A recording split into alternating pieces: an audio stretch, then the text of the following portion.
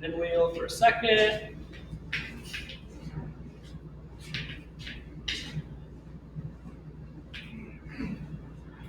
All right, how's it going, everyone? Welcome back inside Wagner Vineyards. A little different setup than you might have saw last week. Different John here this time. Last week with John Wagner, this time John Pulos. Young John Wagner. Yes. Old John Pulos. No, it's all nothing but a number. Look in the mirror. And we're here to talk a little bit about age in a way, in terms of red wines here at Wagner, specifically the Bordeaux varieties.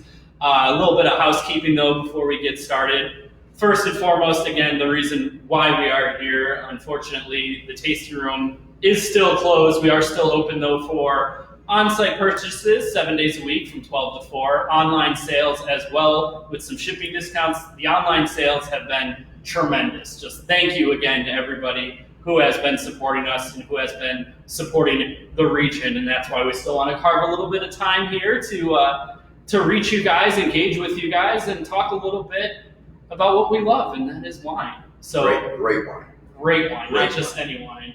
Great wine. So let's introduce the gentleman to my right here. For those who have had the pleasure of tasting with him, he needs no introduction. But John, enlighten those who may not have had that pleasure yet. Well, I've had the good fortune to live in this region and look at Seneca Lake every day of my life. Brought up in the Watkins Glen, Montour area. Lived on the same street for 71 years. Went to school locally, high school. Went to Hobart College, graduated in 1970. Came back and taught school for 15 years until 1985. And my parents had opened a restaurant when I was a year old that was regionally pretty famous. And they asked me to run the restaurant, which I did for 22 years. And my father's last words in 2006 were, "Take care of your mother, son, and sell that damn place." And I did. Started a B&B, started a catering business, needed to learn more about wine. Yeah. Took jobs at local wineries, and learned a great deal about wine. And so this is, working at Wagner's is like my final stop. And I have a great time here. I told you I lived on the same street for 71 years. I moved last summer to Skinny-Atlas. I drive an hour to work. But I drive an hour to work to pour the best wine in the region. So that's why I drive an hour every day. This, our wine is absolutely spectacular. And we're going to talk about Bordeaux Reds tonight. I went to school with Bill Whitaker of 60 Minutes. Bill and I have been friends for 50 years. We served on the board of trustees at Hobart and William Smith together for over 16 years. And Bill did a wine tasting a few years back and called me and said, "John, I can't believe how good the Reds are." If you know anything about Bill, Bill spent 30 years in the Napa Valley of California working on the West Coast. And he was very impressed with the Reds in this region. And that was 5 or 6 years ago. And they've only gotten better. Thanks to some great vintage seasons that we've had. We're going to showcase two of those vintages, 2012 and 2016, and what came out of those are Meritage blends, which are the traditional Bordeaux blends, Cabernet Sauvignon, Cabernet Franc, and Merlot. So we'll dive into all three of those grapes. If you have comments, if you have questions for John about these Bordeaux Reds, about Bordeaux, about wine, about anything, really, about life, I think we'll impart a little wisdom as well. Please leave them here. We're already getting shout outs. PA shouting out as well, Red Lion also. So a couple people checking in from across the country. Really let us know where you're watching. Let us know what you're drinking. Like I said, we're going to be drinking the 2012 and 2016 Meritages. And we saw someone in the comments earlier had a 2010 already that they're going to drink for this event. If you have a 2010, drink it now. This is the window. This is the time. The 12's drinking great as well. And we'll talk a little bit about the aging potential on these two wines. But start us off little broader strokes here. Let's talk a little bit about skin contact and a little bit about red grapes and how we get the color that we get on these wines. Well, the color, we're going to do that in a second. Yeah. When we talk about, when we compare the Rosé and the Cabernet Franc, the two colors. But I'd like to just tell everyone about the Bordeaux. Oh, of course. France has 12 wine regions. The Bordeaux, the Burgundy, the Loire, the Champagne, the Rhône, the Alsace, and more. Last year, the Bordeaux made 900 million bottles of wine. They have over 6,800 different families that own vineyards and over 300,000 acres of grapes. That's 6 times larger than our Napa Valley, and the #1 wine region in the world. The grapes of the Bordeaux are Cabernet Franc, Sauvignon, Merlot that we grow here. And then we got Malbec, right? I thought that's from Argentina. No, it's not. No, Malbec is not a grape from Argentina. Malbec is a grape from the Bordeaux, grown in Argentina. Yes, it does better in Argentina than it does the Bordeaux now. And the 5th grape is Petit Verdot. Those 5 grapes from Bordeaux are grown all over the world. We're going to start with Cabernet Franc, but we're going to try to teach you a little lesson about Cabernet Franc. Note the hand sanitizer as well. Yes, As safe as down the possible road, here. notice the hand sanitizer. Okay. So Cabernet Franc, Rosé of Cabernet Franc, Cabernet Franc, Rosé of Cabernet Franc. One is red, one is pink. And the reason is in the grapes and in the skins. The juice of almost every red grape in the world is white. You crush Cabernet Franc, you crush Sauvignon, you crush Merlot, you have white wine. And so what we do here is we have 8 tons of Cabernet Franc last year, and we bring the big 1-ton boxes into the warehouse, and I'd fall in and drown. We stand on top of the box and we crush the skins into the grapes 3 times a day for a week. At the end of the week, the juice is red. What do the skins have? Tannins. They become part of the juice. And then you see some of our 600 barrels in our barrel room. It spends at least a year in a barrel. 1 week on the skins, 12 hours on the skins. 1 year in oak, never sees oak. Full of tannins, has no tannins. The juice of a red grape is white. That's the white wine of a red grape. That's not the true taste of Cabernet Franc. We've injected oak and tannins into the taste. That's the true taste of Cabernet Franc. You go into a liquor store and you want to buy your best friend a bottle of red wine for their birthday, and you see a Cab or Merlot or Pinot, and it's white in the bottle. The chances of you buying it are slim or none. Right. Let's leave it on the skins for a couple of hours and come up with a fancy name like Rosé, and it flies off the shelf. Well, if it rhymes with all day, it looks great on a That's t-shirt. what it does. Say. Now, if you were to drink this at home right now, you would get a fruit at the end of this. If you were to drink this, not only would you get a pepper finish, but the end of your mouth would be dry, bitter, and astringent. That's the tannins. You would taste the tannins then. So that's the difference. At the top of our menu is a rosé, and it is pink. And now you know, for those of you that didn't know, you know why. All right. Should I also mention real quick for those who let us know what you're pairing your wines with. We have some great cheddar curds here that we're going to be drinking with ours. Yes, cheddar goes perfectly with this. You could take a quick run to the refrigerator and get some if you had some, but then you'd miss my conversation about Cabernet Franc. And that is to not be So we should not be missed that. So I'm going to have a sip of the 2012. While John drinks that and savors that, you can see now we are in the barrel room. We mentioned last week when we were talking with John Wagner that we were in the process of filling this out, and maybe a little bit later I'll turn the camera around. You can see we're surrounded by barrels here. There's a nice clear space here, but there's barrels behind us as it curves inside the octagon cellar. There's barrels on the sides, and this is really going to be an excellent place for folks to come in, taste some wine with John, learn, and really focus in on specifics when it comes to wine. We just cannot be more thrilled with this space as well. Over 600 barrels here. It's pretty amazing. If we walked in the back, we still have our original barrels from 1979, which are very impressive. All right, Cabernet Franc, Sauvignon, Merlot. We grow them here. They can be grown fairly successfully in the Finger Lakes.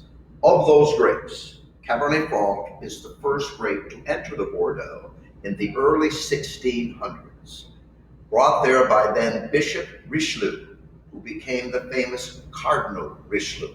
He found the grape in the Basque region of France, brought it to his friend Monk Breton, B-R-E-T-O-N, in the Loire, and then brought some back to his monastery in the Bordeaux, and it was planted. It finished itself in about 5 years, and they spread the vine all over the Bordeaux and the Loire. In the Loire to this day, Cabernet Franc is called Breton after the monk's name.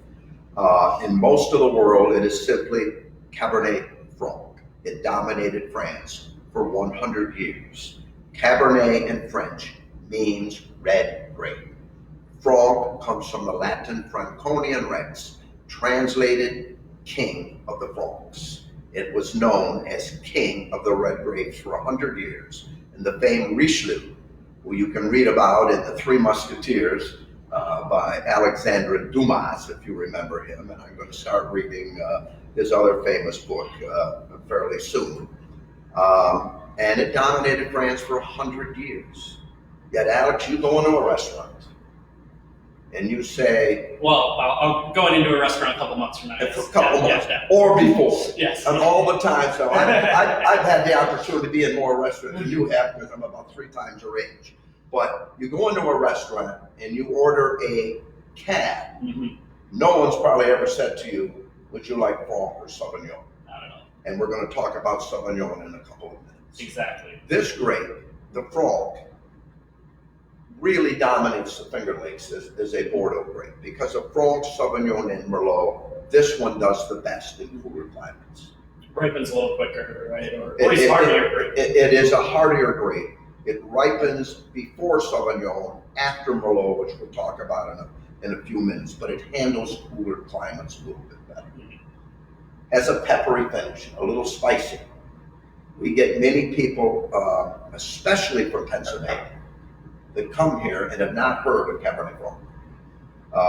It is not really very much on the shelves, although they have brought ours in. Mm-hmm. We are going to have it in the especially liquor stores in Pennsylvania. They have our Cabernet Franc now in their wine book, mm-hmm. and it's one of the first to enter Pennsylvania.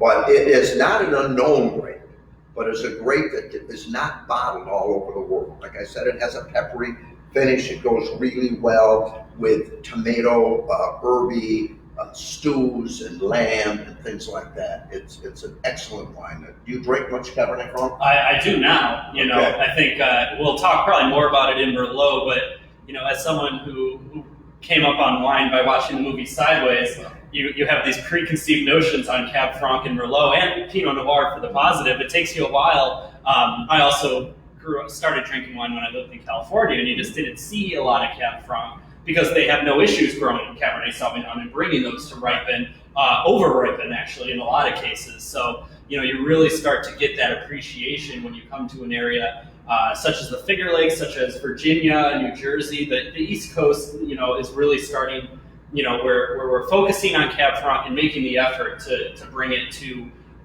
you know, its fullest expression. As you know, as you mentioned, the Loire as well. We've had some great Chinots. So, yeah, some of the best bottled Cabernet Franc in the world comes from the Loire. Right. Yeah. They don't bottle a lot of it in the Bordeaux because mm-hmm. it's used in almost every blend. Same thing in California. Right. You don't see a lot of Cabernet Franc bottled. Come to the East Coast, mm-hmm. come to cooler nights and cooler climates, you see a lot of Cabernet Franc.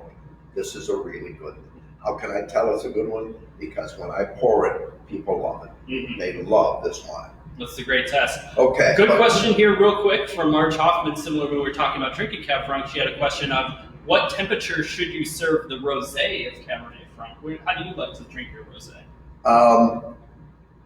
I spend Wednesdays and Thursdays in the summer on Skinny-Atlas Lake, and we have this on ice. Right. And on ice. It's cold as you can get it, mm-hmm. especially in the summer. But it should be chilled. It can be refrigerator chilled to a normal chill, but it is much better. Mm-hmm. Okay? All right. So we just mentioned Cabernet Sauvignon. There are about 10,000 wine grapes in the history of the world. Probably 600 to 800 grapes that are planted all over the world now. Cabernet Sauvignon is the number one planted grape on the face of the earth. It is number one. So where does it come from? It doesn't have that peppery finish. Now we're going to the end of the 1600s, 100 years since Franc has dominated. And there are writings by French monks who wrote about a wild white grape that appeared in their vineyard. Now, grapes got moved around in these days really three different ways.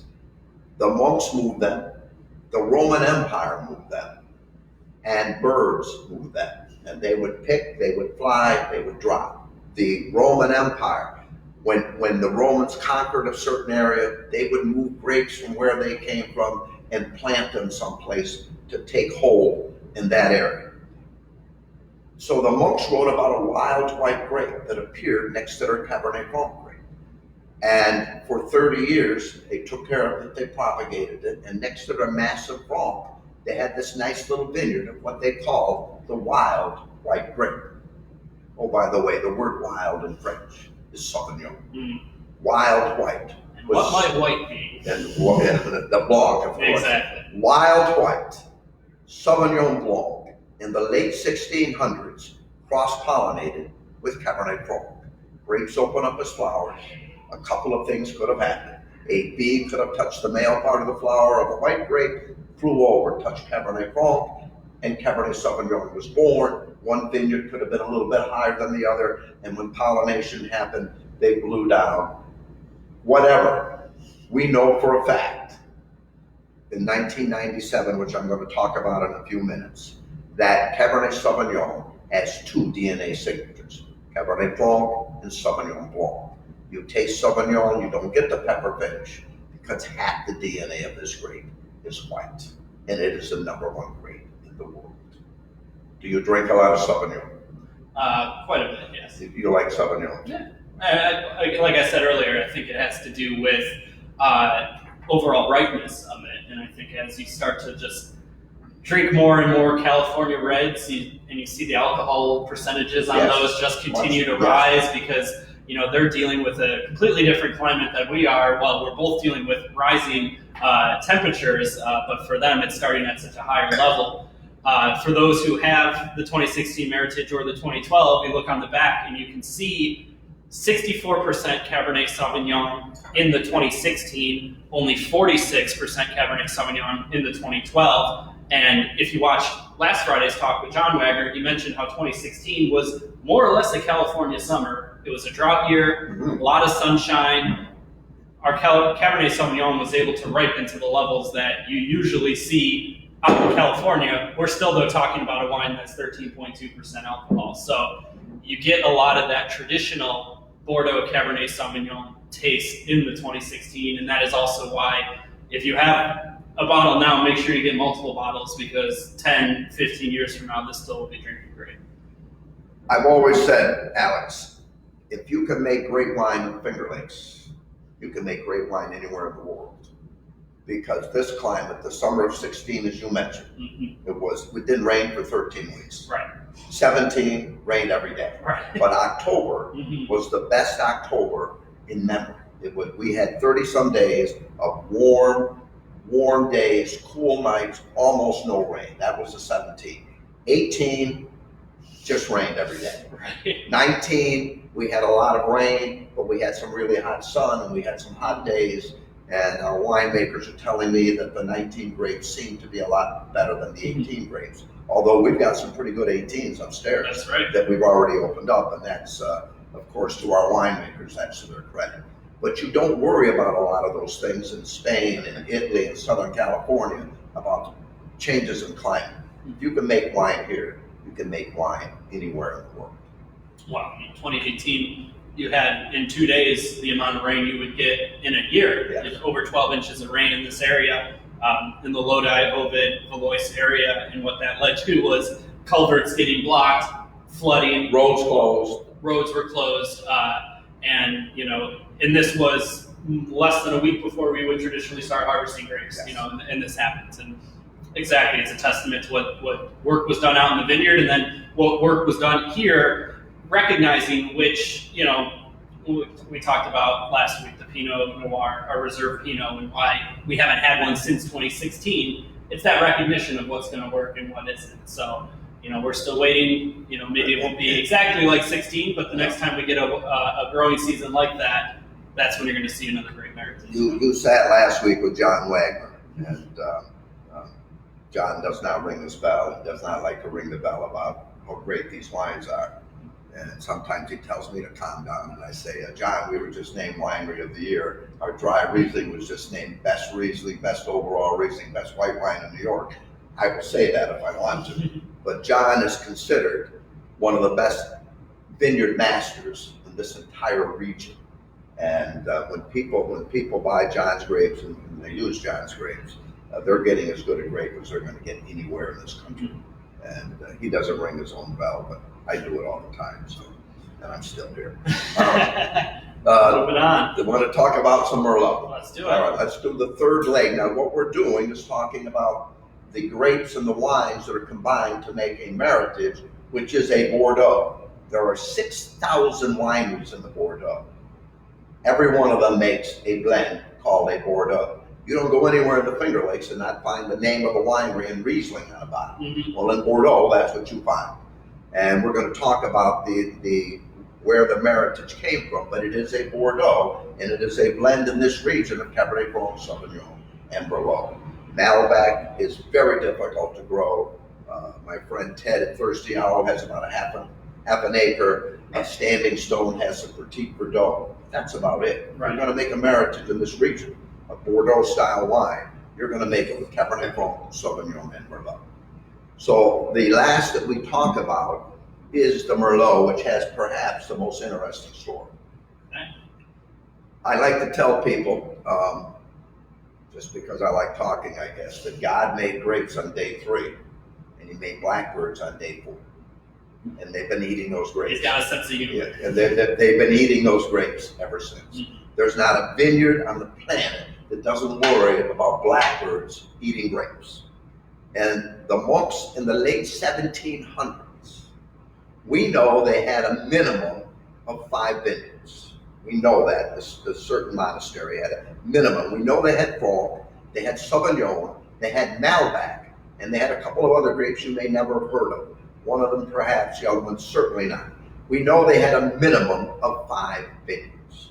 And the monks wrote at harvest time, the blackbirds were equal opportunity blackbirds, attacked everything. Mm-hmm. In this one season, they attacked one section of one vineyard. And they walked out and found a larger, darker, redder grape than they'd ever really noticed before. They didn't say saw because God didn't wake up one morning and make a new grape. The grape had been developing. But if I took Franc and Sauvignon and Merlot, the 3 clusters with their leaves, put them on a bar, told you what they were, mixed them up, you would have trouble telling what they were. Mm-hmm. Their Bordeaux grapes are very, very similar. Pinot was a little bit different. Bordeaux grapes look very much alike. So the monks have been picking this grape and not noticing that it was developing and it was a different grape. The birds picked it up. 1997, University of California at Davis. With all apologies to nearby Cornell, that many consider Davis as the #1 wine college in America, they began breaking down the DNA of grapes from the Bordeaux. The first one they did was Sauvignon. They thought they knew the answer from the monks' writing. They thought it should be Cabernet Franc and Sauvignon Blanc. That's what it turned out to be. In '98, they broke down the DNA of Merlot, and they were shocked. It has 5 DNA signatures. Cabernet Franc, Sauvignon, Malbec, a very rare French grape that does well in South America called Cabernet. There's only 5 hectares of that left, about 10 acres, in all of France. And the 5th grape, they had a DNA number for a structure. It turned out to be the mother of this. Franc and this 5th grape came together first. The other 3 jumped on later over the decades. And they had a number but no name. In the middle 2000s, 5 or 6 years later, a French viticulturist added the name of Magdalene. It's actually Magdalene Days. It's got a long name. But on July 22nd, this grape comes ripe. It's only grown wild in France now. It's grown in people's front yards and this viticulture had found it growing wild. There's no vineyards of it. And he named it Magdalene, after the feast of Mary Magdalene on July 22nd. It's the mother of this grape. So it has 5 DNA structures. And the monks, of course, if you're a monk back then, you did 3 things. You took care of the vineyards, you drank wine, and you prayed. There wasn't much else to do. Kind of sounds like some people's lives Yeah, right now. right now. There's really not a whole lot else to do. They're praying and they're drinking and they're not tending to the gardens yet because they can't go to the garden stores.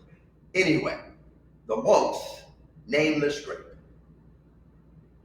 And they named it after the bird that found it. The French name for blackbird is Merlot, and that's where the name comes from. It's a fruitier wine. And you ask, well, how did the birds find this grape? The harvesting order of the 3 grapes are Merlot, a week later or so, Cabernet Franc, and a week later is Cabernet Sauvignon. In many cases, Sauvignon is the most difficult grape to grow in the region because it's the last one you pick. And if you've got frost or something coming up in the 1st of November, you have to pick it early. This grape gets picked first. And actually Pinot's first, but we're probably not going to mention Pinot tonight. But this grape was the first. Next month, if we're still doing Pinot next month. Okay. So those are the 3 grapes that make up our Meritage. And we'll talk about Meritage. Do we have any questions? Oh, yes. We have questions. I wanted to give a couple shout outs here first to Skip Montross, who says he's drinking the Merlot right now from Wagner, best Merlot that he's ever tasted. So take that, Miles Raymond from Sideways. He is drinking some effing Merlot. And then we also had Michael Lanning. I know we're going to hit this soon. Is this my Michael Lanning? It is. You were his 7th grade history teacher. My Michael Lanning.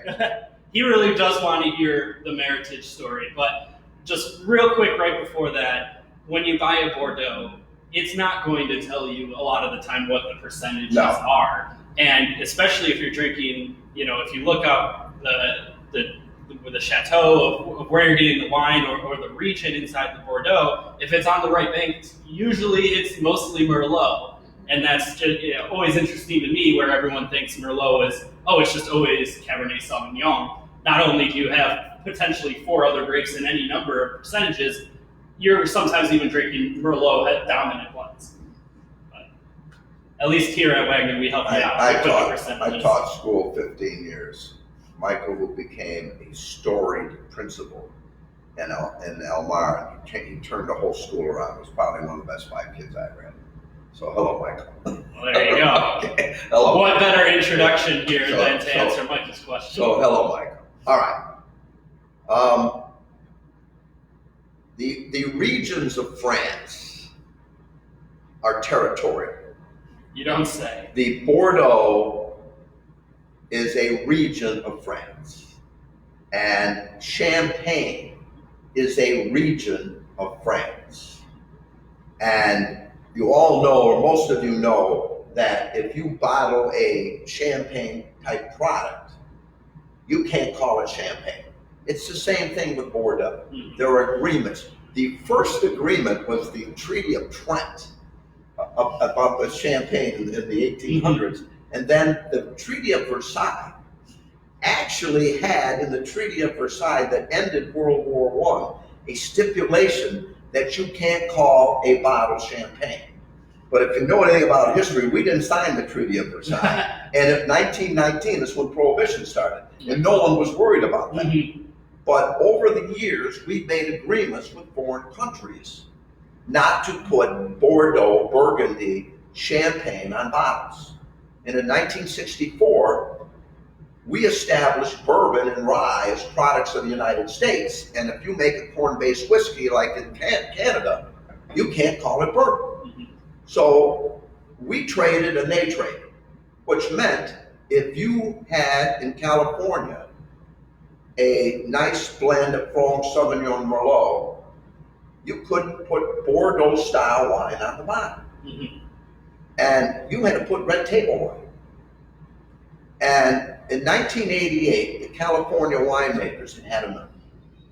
And they wanted a wine that signified a Bordeaux blend. And they had a naming contest in 1988. And in 1988, now you're pretty young, but we used to do things in these we had these rectangular white things with flaps on the back that would actually put something in it. And you would actually— I'm lost. Yeah, I know. Try to imagine it. And then you cut something out of a newspaper and you actually wrote on these things. And you put your name and your address and your actual address where you live. And you put down your entry. And you put that in. And then you wrote down some stuff on the outside that was actually where these other people lived. And you put this thing that you get in a post office in the upper right. And you took it to the— Is that called Morse code or? It was close to that, yeah. Yes. And it was sticky. When I was young, you had to lick them. Oh, Now they have them that you can peel them off and put them on. Well, after a certain— and then you took it to this Seinfeld. place called a post office, and they got there. Yeah. It was amazing. Wow. They got 6,000 of those. And a woman won the contest. And she wrote Meritage. But she broke it down for them. She said merit, based on the quality wine in the bottle. Nothing but Bordeaux blends. And heritage, based on the long-standing tradition of blending Bordeaux grapes throughout the world. You often hear it terribly mispronounced, Meritage. Mm-hmm. It's not French. It's very American. It's Meritage. John's a very nice individual, but I've never seen him seethe as much as the one time I did hear somebody say Meritage in front of you. Very quickly, everything had to stop so we stop. get this story. If they say Meritage, I don't pour the wine until they hear the story. And so they have to hear the story. And it just grates my ear. Mm-hmm. Okay. So it took 4 years to get it rolled out. The name is patented.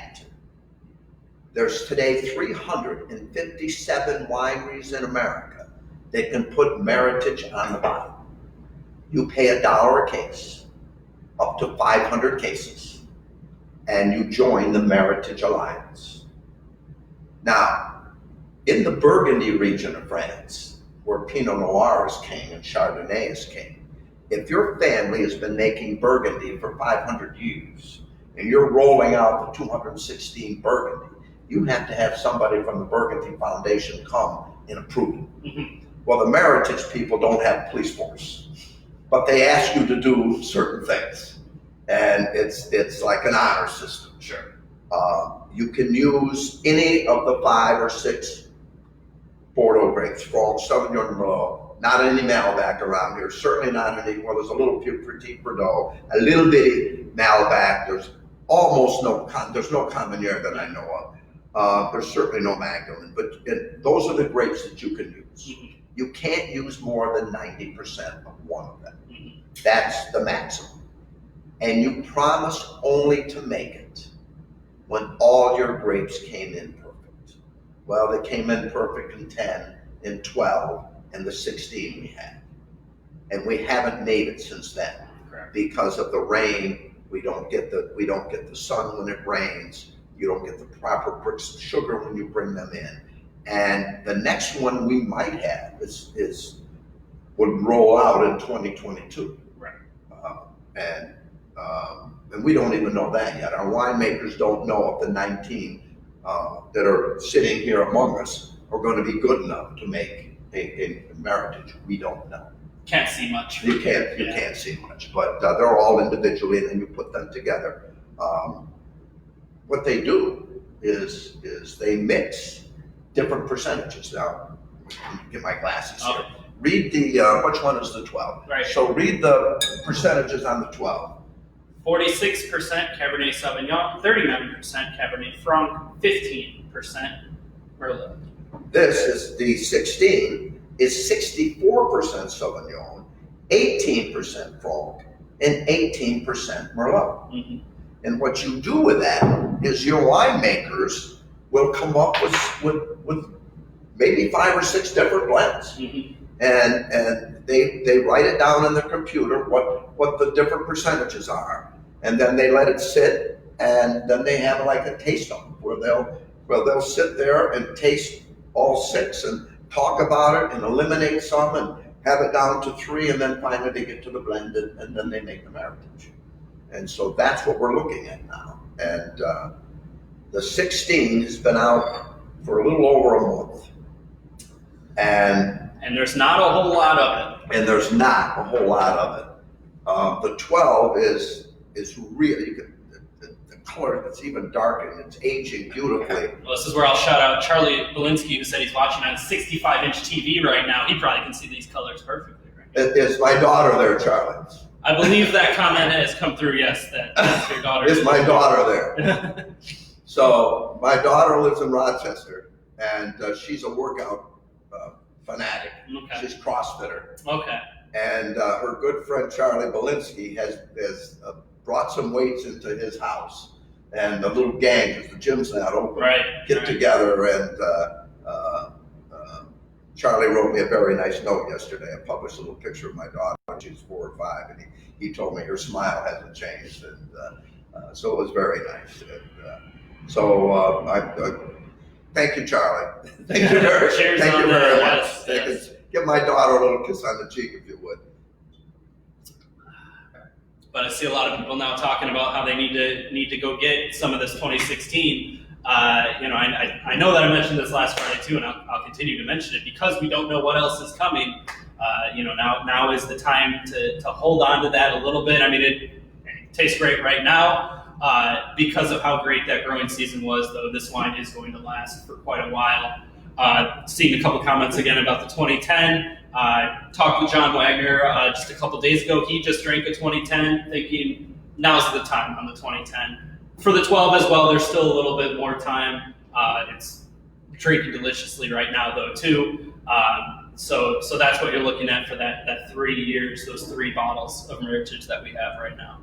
Oh, and it's a game of one-upsmanship because now Joseph says he's watching on a 75-inch TV. I'm waiting to hear if we're up on the Ralph, just on the Jumbotron right now in Buffalo. How do we look? I'm a little biased. I'm hoping it's pretty good, though. I had a question for you. You mentioned this. A scientist is in the position to name their own grapes. I'm curious if you discovered a grape. Is there a name that stands out to you that you would name a grape? Well, I talked to John Wagner about this. Okay. I did a paper, maybe you saw it, on clones. Right. I am writing a book, as you know. I'm writing a book about wines and Wagner wines and Bordeaux wines, and I'm a good way through it.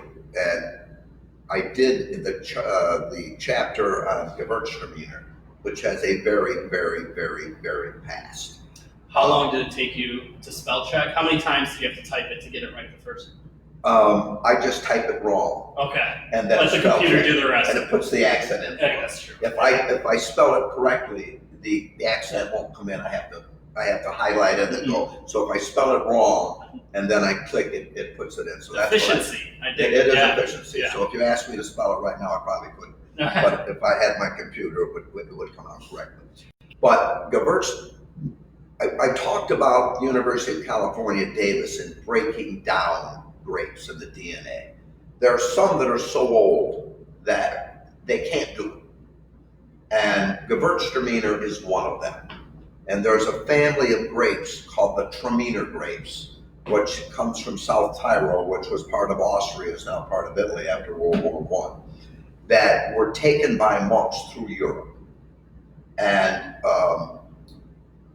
some of these grapes that we're talking about, their background are Traminer grapes. Mm-hmm. And so I asked John, when I was asking about clones and how grapes reclone themselves, and in the vineyards, if you get we have 150,000 different vines, mm-hmm. and sometimes they will change and they will reclone themselves. But in order to prove that, you have to bring it into a Cornell, and they have to wait for a couple of growing seasons, I guess, to see if the grapes are different. If that happens, and it happens here, mm-hmm. that's a different clone.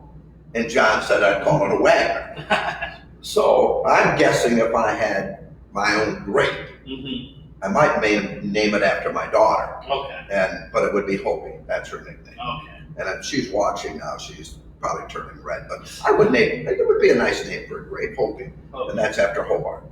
Yeah. So it's after Hobart. All right. So. Had me thinking of Jurassic Park there. Nature finds a way. Yes, and it does. They do reclone themselves. Pinot Noir recloned itself into Pinot Gris and then into Pinot Blanc. And Pinot Gris is a red white grape.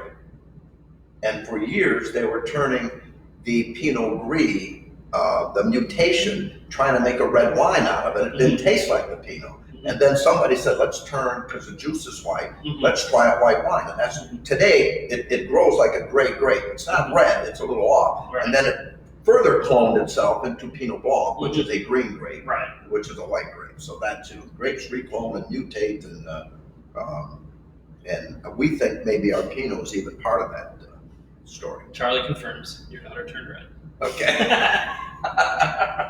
Yeah, I just want to call it now. We got someone's only watching on the 70-inch. That's okay. Okay. Bruce, that's all right. Skip watching on an iPhone. Shout out to the iPhone crowd. That's fine. We're looking good at any resolution right now. Video is actually a little grainier than it was last week. It's not because we're in the basement. We actually have the same internet speed. But everybody's doing Facebook live chats now. This is just kind of the new normal. And so Facebook's running at a little bit less bandwidth here, but it's just kind of the way things are. Right I was talking to my best friend last night. I think she may be watching, about just what is the new normal.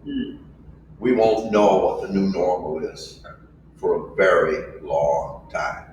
But just like 9/11, I'm getting from lots, but things have changed. You don't get on the airplane the same way as you used to anymore. And you want to open up a huge bank account, you got to fill stuff out for hours. Things change, and things are going to be different after this. Right. I mean, it'll take a long time for handshaking, perhaps, but that's just going into stores. Things are going to be different. We don't know what the new normal is. Coming even to a place like here to do a wine tasting. Well, people want to grab pencils that other people have used. I mean, it's going to take a while. So you talk about the new normal, and things are going to be. It's yeah. I mean, I think back to that week where every single day something was changing, right? We're getting new and new mandates, and as a group, we're trying to figure out, okay, how can we best, and you brought up the pencils at that point. Like, how do we alter every single touch point? I use this after every tasting. Exactly. And that was. Now when you get, that was what, $79 probably that you had to pay for that bottle. Right now we can get rid of half of this. Anybody want to send in? You still can't find us. Yeah. Oh you yeah. Can't find us. And look, I mean, like I mentioned last week too, we just cannot wait for the day we can open the doors back up. Whether that's at a capacity, a lower capacity limit or whatever the case might be. But this is, I mean, John's just looking in a mirror giving these speeches right now, right? Like, we need to be able to talk to everybody and spread the word. For those of you that wrote here originally that have had me before, this is not new information you're hearing from me, and it's like being on Broadway 25 times a day. When you're on Broadway, every night the play's the same. You do a matinee and a night show, you're doing the same lines, and I've researched all this information. I've tasted wine here for a very long time. I was, as a member of my restaurant, which was, the busiest restaurant in this region. I had to join a lot of tourism committees. The Finger Lakes are the longest continuous running tourism organization in the United States. That's not the Rocky Mountains, it's the Finger Lakes. And I served on many tourism boards, and I got to know, through my time teaching and at the restaurant and these boards, I got to know almost everyone. And when I tasted wine at the local wineries, and somebody would say to me, and this is a lot of what my book is about, you're going to taste raspberries, cherries, and blueberries. We haven't talked about that tonight, because I don't like doing that because not everybody tastes the same things. Now, which one do you have? I got the 16 right now. All right, you got the 16. So what do you get on the nose from that? I do get some blueberry. You get blueberry. Yeah. And I get cherry. Okay, so, yeah, it's not bright cherry, but it's a little stewed, yeah. Yeah. And half of this just turns into what buzzwords did you remember to say and check all the boxes. And I'm getting different berries in there. So I don't believe in telling you what you're supposed to taste. The word full-bodied is used by everyone. But if I had 10 people in my bar and gave 10 sheets of paper out and said, please give me 10 definitions of full-bodied, they'd all be different. Every single one of them would be different. I don't use that word. Minerality. When's the last time? That's a made-up word. When's the last time you ate a rock you enjoyed? Think about I enjoyed summer camp. So I decided years ago, if I'd ever poured wine for a living, I'd do it differently. For those of you that had me behind the bar, I'll give you the history. I'll give you the background. I'll tell you how it's grown. I'll tell you what we do with it, and then you taste it, and you either like it or you don't. The people come in and they taste the Franc and they love it. We talk about the Merlot. We could talk about sideways for a second because Merlot is normally the last. They get 5 checks, and invariably the Merlot is the last one it's left off. I think a lot of that is it's a difficult grape to grow in the Finger Lakes, and people that like California Merlots don't like New York Merlots or French Merlots, but they love ours. I force it on almost everyone if they're drinking red wines. But that's the first effect. The second is the sideways effect, which you've mentioned. Right. It's a 1994 movie, and almost everyone's heard about it. Right. But it was an Academy Award nominated movie. It was one of the 5 movies nominated for an Academy Award. It was the year Schindler's List won. Right. But it's not just a run-of-the-mill movie, and the main character, played by Paul Giamatti, hated Merlot. Oh, yeah. Because his ex-wife loved it. Right. And it hurt Merlot sales. It brought them down 2 to 3 to 4%, and the Pinot sales, which he loved, grew. There are growers in Oregon, in the Willamette Valley, who will say that movie is what made Oregon wine what it is, because that shot the interest of Pinot Noir up, and that was what they were finally starting to craft out there. I do have a quick question because it came through earlier, and I think I missed it when it came through from Scott, asking about the Meritage. Are the constituents aged and then blended, or are they blended and then is it aged together, to your knowledge? No, well, the separate parts are fermented fully and then brought together.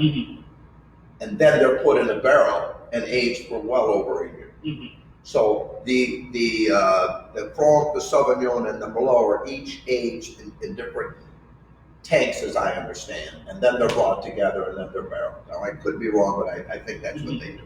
I'm pretty sure that's what they do. And in a couple of weeks, we will have a winemaker on as part of the series. Jess will be joining us, and we can dive into those questions as well. But I want to let everyone know, because we're about 40, 45, 50 minutes into this. If you have other questions, start filtering those in now. We can go, hey, we've got pretty much 2 full bottles of wine here still. So we can go, and then a couple others if we really need to. We've got wine. We've got wine. If you got questions, we are here to answer them. We got wine. Yeah. That will be well, while we're waiting for some questions, sure. We're surrounded by barrels. Yes. Barrels are made with white oak. French oak, American oak, Hungarian oak, but it's white oak. It's through history, it's been the best thing to make barrels with.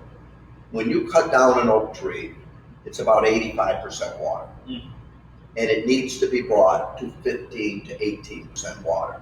Now, you can't see these barrels, but I'm telling you, some say 3-year wood, some say 36 months, some say 3YR. Different companies do different things to explain their barrels. And the wood is cut into 1 foot by the length of the barrel sections. and it's brought outside, and it's stacked and it's racked for 3 years. 3YR, 36 months, 3-year wood. And it's air dried for 36 months, 3 years. And while that's going on, little bitty bug parasites burrow into the wood. And its wood is wet. And when you've all been out into the woods, you see live trees with moss and things clinging to them. And these tiny little bugs burrow into the wood. And when they come out of the wood, they bring the flavors to the surface. You talk about kill drying a barrel in 7, 8, 9 months, but they don't get that effect. That's why the true, really great barrel, American oak, has to be 75 years old. French oak is 150 years old, and it's less dense. It has to be cut with an axe. American oak can be done with bandsaws. And so when it's done, they're brought in and cut into thin little slats. But you can see these barrels are curved. And these barrels, if we had a camera, some of them say fire bent, and some of them say water bent. If you fire bend the barrel, that means you put heat on it to loosen it so you can bend it. Anything that's been brought to the surface gets caramelized. But if you water bend the barrel in hot boiling water to bend it, everything gets softened. So we have Chardonnay here. It's the only Chardonnay we have over here. And there's a combination of fire bent and water bent barrels. And so what happens is if you taste the wine in a water bent, it's different than fire bent. And then we have Chardonnay from 2012 to 2017. So, and I think there's a 2007 over here. So the 7 isn't going to be nearly as strong as the 17. And then you've got fire bent and water bent. And you bring them together. When I give a tour here, I will say to the 10 people, if I have 10 easels out on the deck and you've got a palette of colors, and I ask all of you to paint a picture of Seneca Lake, I'm going to have 10 different pictures. Well, if we have 10 winemakers in here with these 12 or 13 barrels, we're going to get 10 different Chardonnays. It's who does it the best. Think about this. I ramble, but I love what I do here. You graduate from medical school, and you're going to be a brain surgeon. All right. So you go, you do your 7 years, 8 years, 9 years of schooling, you do your residency, and you got a job, your permanent job, you think, in a hospital, and you do your first brain surgery. They're not going to let you do that on your own. You're going to have help. Sure. But after the year, you may have done a couple hundred brain surgeries. After 10 years, you've done thousands. Right. How many harvests does a winemaker get in 10 years? 10. That's all. That's all. Yeah. And You gotta make them last. in different conditions every single year. Screw a harvest up, you can set your winery back a long time. Right. So it's an art. Making wine is an art. And we have artists here at Wagner's. No doubt about it. Our wines are spectacular. And that's why I'm here. And that's why you're here. That's why And we are glad that you are here. And thank you to everybody who answered the bell and got some questions in. Rich wants to know about the reds in the next Octagon shipment. We mentioned you'll get the 2019 Rosé as a pre-release, but also you will get the 17 Cab Franc. So when your shipment comes in later this month, come right back to this video, rewatch it, taste while you watch, and it'll be a whole new experience. The 17 Franc is, I followed that. That's the one I did with the sway upstairs. I followed that from the first blend right through the bottling. I live in Skaneateles now, and what I did is when the first bud broke out in 2017, I had a picture of it, and then I traced the whole year of it from the time it was put in a barrel, and then it sat in the barrel for a year, and the bottling was 2019. When you look at a bottle and you see the date on the bottle, the date is when the grape was picked, not when it was bottled. Correct. So it was 2019 January. It was my day off. I lived in Skaneateles, and it was a snowstorm. Mm. And I'm a little OCD. I wanted the first bottle.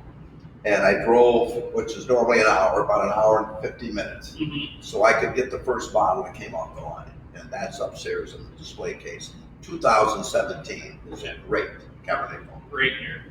This is a fun question from Skip. What 3 wines are must-haves for a long quarantine? What 3 wines do you want with you during a quarantine? Well, I would want the K-Wood East. Yeah. K-Wood East Riesling. Okay. If we're still quarantined and could go out on the lake, I would bring a rosé. Yeah. Otherwise, I would bring our own oak Chardonnay. Okay. And then I would probably bring the Cabernet Franc. Okay. That's what I would bring now.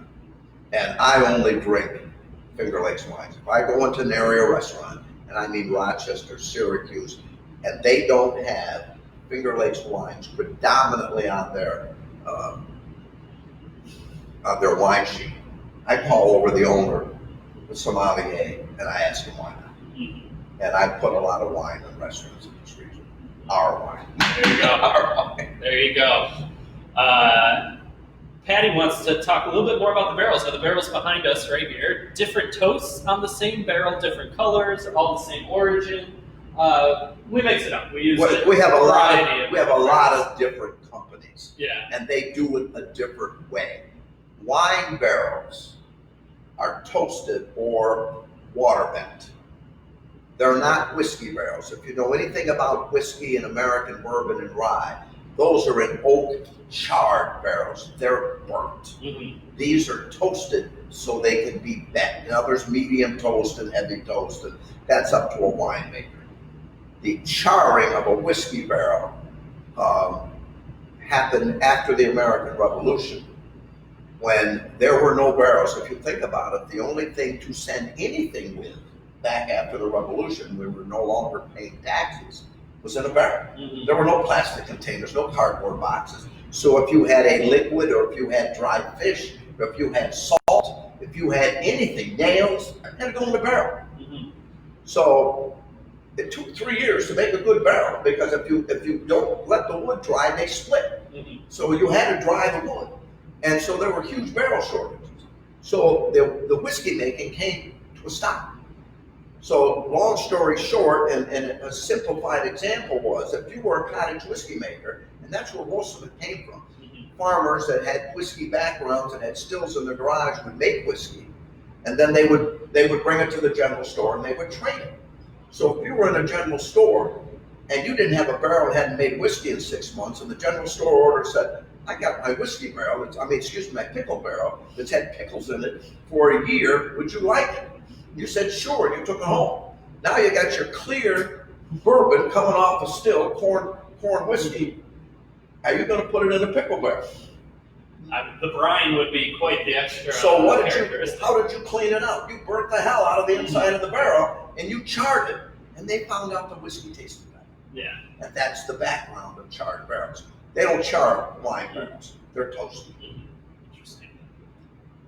Michael here asking just about the current situation, how things have kind of changed, what concerns we might have moving forward. Not meant to be negative in any way, but this is concerning to me as a lifetime resident who cares about local businesses. And, there are certainly concerns, right? I mean, as anyone has, not just, I use this term very relative, but right now for us, this is an economic hardship. It's not a physical hardship out here in this area. And I genuinely hope that stays that way, right? Yes. When you track what's going on in other parts of the state versus what's going on here, we are, again, relative lucky in that regard. From the business side, I think the hardest part is just not knowing how long we're waiting here, right?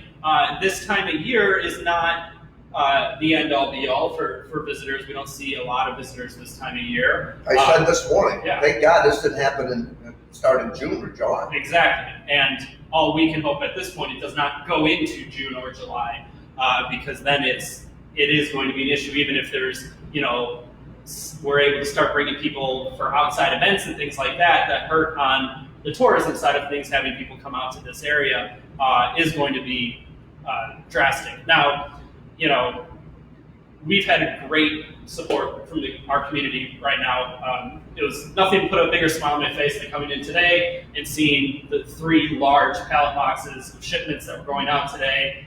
Everybody is continuing to support us and support a lot of different wineries out here. There are some wineries who are going to be able to weather the storm better than others, and it's very tough to hear that. Now, for me, what's giving me a lot of optimism is when I'm on calls with the Wine Trail or the Wine Alliance for the Finger Lakes, and there's wineries with 3 employees, there's wineries with 100 employees, and we're all working together to come up with the best solutions and how we can best continue to service the customers to continue to move forward. There's no playbook for this. There's no precedent. There's no exactly. No, so we're all kind of learning on the fly and continuing to see what we're seeing when we host these and talk with our customers and get to know more. I think one of the things we not took for granted, but one of the benefits of having people come to the tasting room is you get that 25 minutes to talk with them, to taste through our entire offerings, but then also learn more about what they're looking for and how best we can service them. Now we have to come to you a little bit more, and we're happy to do so. We love doing it, and we just ask that you continue to give us that feedback, and we'll continue to do what we can. It's a waiting game right now, but we're optimists here. Thinking back to you'll have to be, but there's so many. You think about the people that aren't working. The restaurants that aren't working, right. Even though they have takeout, they're just and all non-essential businesses. The department stores aren't open, and it's just unprecedented. I lived in the polio era. I was in 1955. I was 7 years old, and back in those days, believe it or not, for those of you that are young, when you were 4, 5, 6 years old, your parents let you out of the house in the morning, and I'm a World War II baby. So my whole street was full of people 5, 6, 7, 8 years old. Yeah. And we were just allowed to go out and play. Mm-hmm. Parents didn't come and watch us. We played. Some of us had watches, or the mother would come out, my mother would come out and yell, it's lunchtime. And we'd come in and have lunch, and we'd go out and play. And I remember in the mid-50s, we didn't go out and play. Yeah. We were in the house because of polio. Mm-hmm. That's the only thing that's close to this, mm-hmm. But there's nothing been like this. Yeah. Nothing like this. So, Rich wants to know when your book will be available for purchase. It'll be a while, Rich. I've been able to work on it. I have 6 chapters done. I'm going to self-publish it on Amazon. They've got a great program set up that I've learned about and will learn about, and I'm going to get some help. But for a fairly nominal fee to set the book up is a little over $100. Yeah. And then they set it up, and then you order from 1 to 1,000 books. Now, people that have done this before order a couple, and then you can change things. And then when you're done, you can order it, and it'll be upstairs. And the Wagners are supporting me. The Wagners are great. They're just great. And I had a huge automobile accident a year ago, and I can't tell you how wonderful they were to me.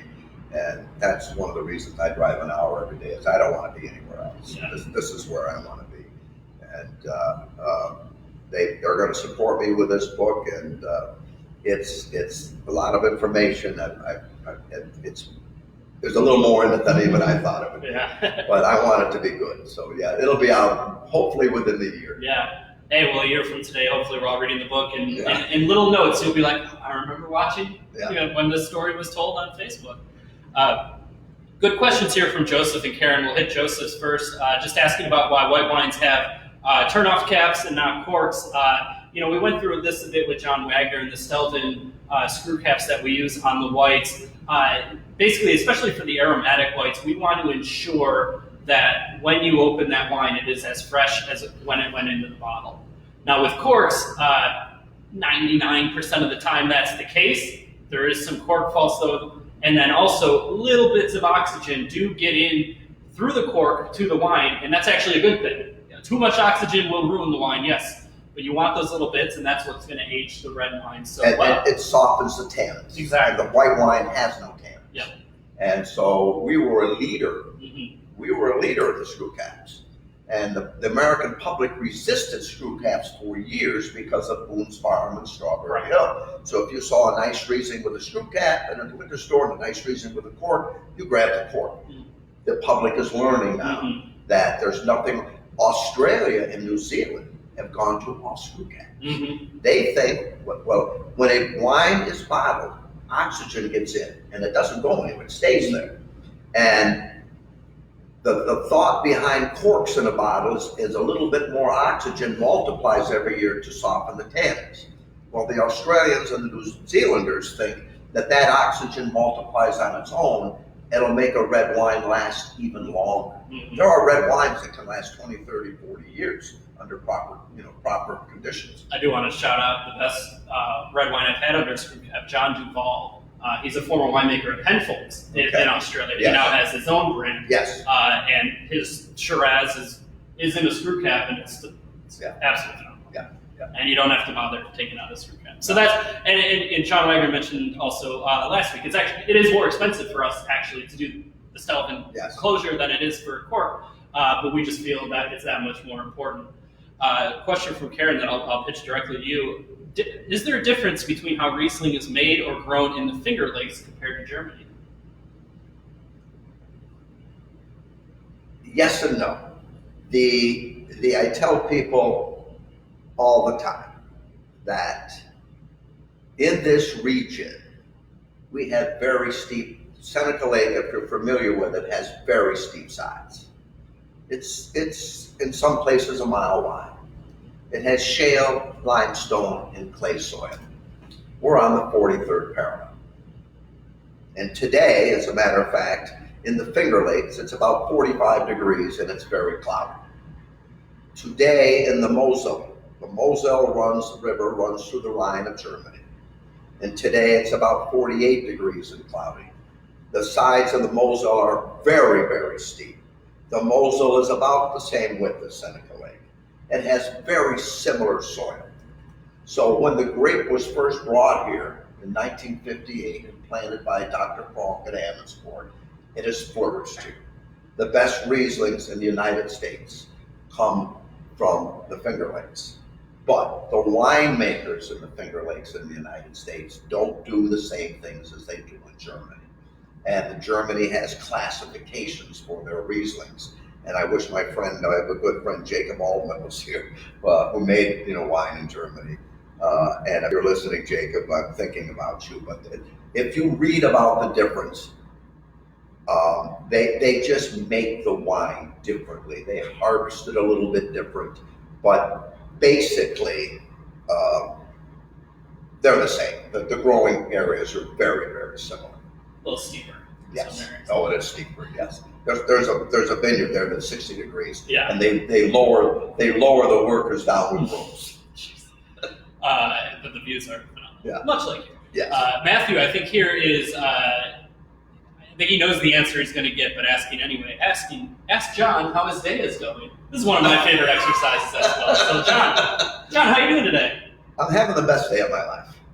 How could you not? I've never had a better day. Mike, was that the same Michael? Yeah. It's Matthew Nando. Oh, Matt Nando. Oh, Matt I worked with. Matt I worked with at the distillery, and Matt is one of those great human beings that makes you smile. Matt and I had a great time there, and that's been my line for years. I taught school locally. I would come into school and everybody said, my God, it's only Monday and it's a full moon and how am I going to get through this week? And it just irritated me. Mm-hmm. So back in the early 70s, I would just tell people it's the best day of my life. Yeah. I've had a lot of people that react to that. And I tell people when I went to bed last night, I look up and I say, please take me in my sleep. I can't do better than this. And then I wake up today and the day is better. So that's how I live my life. You got a lot of book sales already. I'm just letting you know when it's ready. Okay. All right. Mia also wants to know: are you licensed to officiate weddings? She's asking for a friend. Asking for a friend. Yeah, ... I think. Am I licensed to officiate weddings? I am not, but I understand it's not that difficult to get a license. One of my good friends, Erica, who may be listening, Donna's daughter, actually did that to marry her good friends. So she's licensed, and I could stand next to Erica. Well, I was so my first job as a reporter out of college. That's my background prior to here. My first ever editor, Terry Miller. Terry, if you're watching, hi to the Rev. She did become a reverend to officiate my wedding. Okay. So it is not a long process. No, it's not. Okay. I can put you in touch if that's. Okay. I can tell you one thing. I can tell you for sure. We host weddings here. We do host weddings, and especially some great photo opportunities in our barrel room. Some great photos there, and then of course, obviously, outside weddings. Not only do they host weddings here, they host great weddings here. You get married by the vineyards overlooking the lake. Ginny Lee, who is that's a great story too. If you don't know the Ginny Lee story, it's the first grandchild to Bill Wagner, and he named Laura Wagner married Bob Lee, a longtime great friend of mine. And so Virginia Wagner Lee became Ginny Lee, and he named the restaurant after her years ago when she was a baby. And she's ending up, she runs it now. She coordinates all of that. She is Ginny Lee of the Ginny Lee. And she does an incredible job. So if you're looking to get married, you come here first and you talk, and then Ginny brings you over to my bar upstairs and you pick out wines for the wedding. And you'll just have to ask John when you're there. If I were married. Yeah. Yeah. I think you would get some great stories there. Yeah, I'm a real expert on marriage. Denise wants to know, this is interesting about cork versus silicone cork. I haven't had much experience, I don't think, with silicone.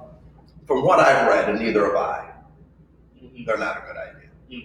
They don't breathe the same way. I'm not an expert on that. I know a real live cork comes from a certain area of Portugal, and certain trees that they take the bark and then they do certain things to them now synthetically to make them even better. I'm thinking that a synthetic cork is certainly not the way to go. But yeah, so a little bit more on that. So an older cork, what they would do is it would just be cut into the cork shape, and then that's the cork. Whether it's they would do tests on it, but that's still the shape. Now all the cork that's pulled off is finely chopped up. And then you can just see by looking at it now it's brought back together in a way that's gonna.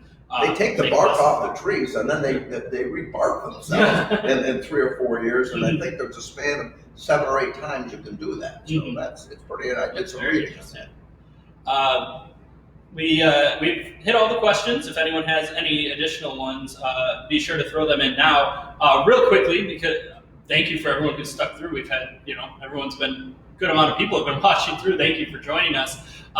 Moving forward, we have a couple more planned out right now of these talks. Going to be at the same time, different place. We want to keep moving around the winery and the vineyard if the internet cooperates. We'll be having a talk. If the weather cooperates. If the weather cooperates as well. No, I mean we can put coats on. That's fine. Okay. Really interesting talk next week with Eric Norson. Eric is the brewer here at Wagner Valley Brewing Company. Give an update on what's going on the beer side of things, but then also focus in on 3 different beers that he utilizes some element of the winemaking process in those beers, be it grape juice, grape skins, barrels, things like that.